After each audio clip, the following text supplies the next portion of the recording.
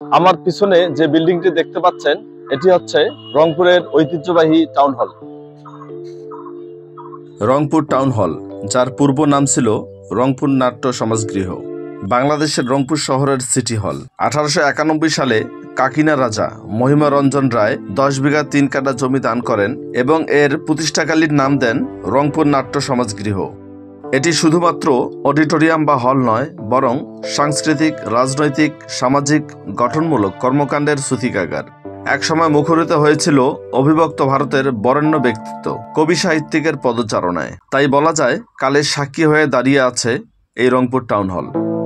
এছাড়াও একটি গুরুত্বপূর্ণ ইতিহাস রয়েছে। 1971 সালের পাকিস্তানি সেনাবাহিনীর অন্যতম নির্যাতন কেন্দ্র ছিল এটি। বর্বর পাকিস্তানি বাহিনী ও তাদের দোসর রাজাকার আলবদর আল শামস শত শত নারী ও পুরুষকে এখানে এনে নির্মম নির্যাতনের মাধ্যমে হত্যা করে। এর মধ্যে অধিকাংশই ছিল নারী। বাংলাদেশ স্বাধীন হবার পর 17 ডিসেম্বর 1971 সালে রংপুর টাউন হল থেকে নির্যাতনের শিকার হওয়া অজ্ঞাত প্রায় 50 জন নারীকে উদ্ধার করা হয়েছিল। বিভীষিকাময় স্মৃতি ধারণ করে এখনো দাঁড়িয়ে থাকা রংপুর টাউন হল যেন জীবন্ত ইতিহাস। আজকের মতো এখানে শেষ করলাম। পরবর্তীতে নতুন কোনো তথ্য নিয়ে আপনাদের সামনে হাজির হব। সে পর্যন্ত পাশেই থাকুন।